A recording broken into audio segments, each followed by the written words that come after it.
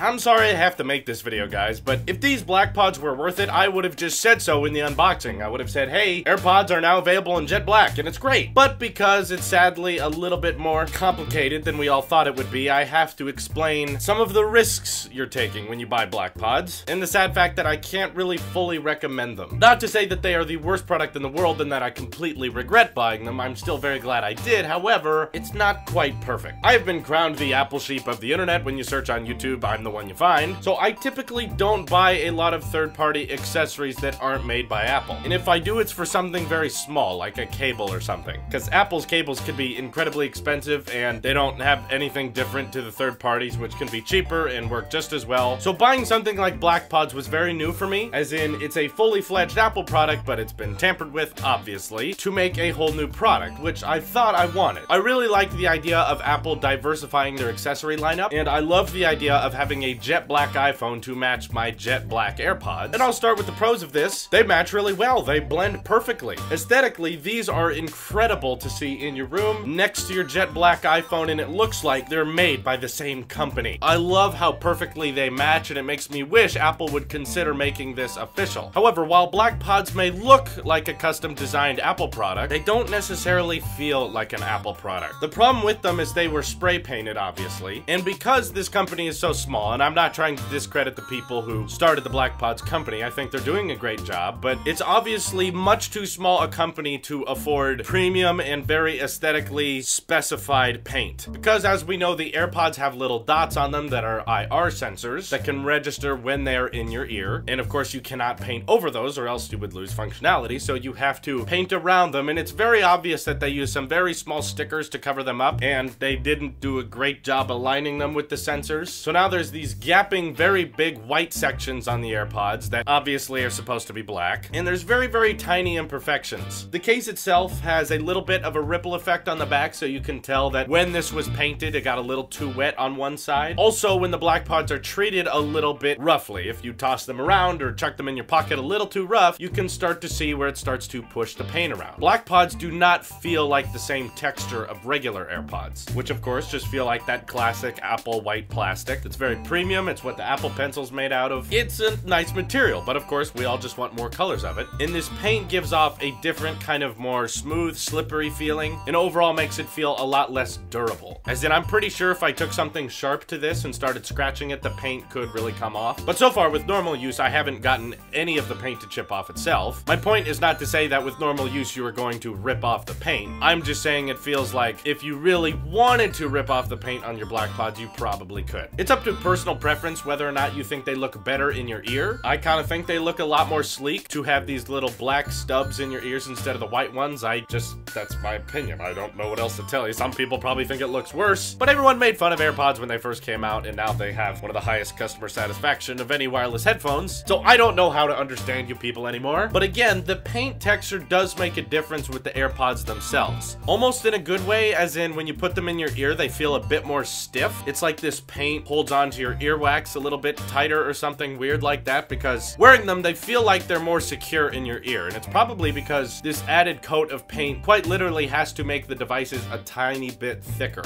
The case has to be a little bit thicker, and the AirPods themselves have to have a layer of something wrapped around them. So maybe that helps them be more secure in your ear. But at the end of the day, the noticeable imperfections that BlackPods has is not a deal breaker in my book, because BlackPods are an accessory. They don't have a display. They're not a standalone device you're supposed to look at. They are simply headphones, and quite literally when you put in headphones, they are not seen. However, the whole idea behind paying more for a pair of AirPods so that it comes in black is because you want it to look good. And when a company who's trying to specialize in making them look good by painting them black, when they fail and when they mess up and make them look not as premium, it's kind of defeating the whole point as to why you're paying extra. So BlackPods for me back when I ordered them are $250. However, I think they've gone up now as the BlackPods store has grown. They now have a matte black version and a jet black version. That's what I had. Back when I pre-ordered them, the jet black was the only version. Maybe they've improved their lineup since I ordered these. Maybe the matte black version looks a lot better, but the particular reason I was not interested in ordering from Colorware, which is clearly the much more sophisticated, the much larger Apple custom painting company out there, the reason I didn't go with them is these were maxed out at far above $300, which I wasn't quite comfortable with. Being able to afford just regular BlackPods themselves at $250 was kind of a stretch in my book, especially considering I already had a pair of AirPods and I had to sell those to someone else in order to afford these. However, paying for a jet black version of Colorware's AirPods, while I think they would definitely look better, I've seen the unboxings for them, I see that they get their paint right up to the IR sensors and they don't miss a beat. While those look really good, it is the price of 2 pairs of AirPods. And you have to probably wait longer for those colored AirPods than you would a regular pair, because they have to order them from Apple, then they have to paint them and then ship them to you. So you're looking at another 2 to 3 months before these are available. So at the end of the day, the new lesson is Apple, you could really change the game if you started making pairs of these. Please, I don't know how expensive it is, but they can't even paint the inside of the case, which you could do. Just unveil AirPods in different colors. They're one of your most popular Apple accessories of all time, and if you made an official one that's not just painted black, it's actually the material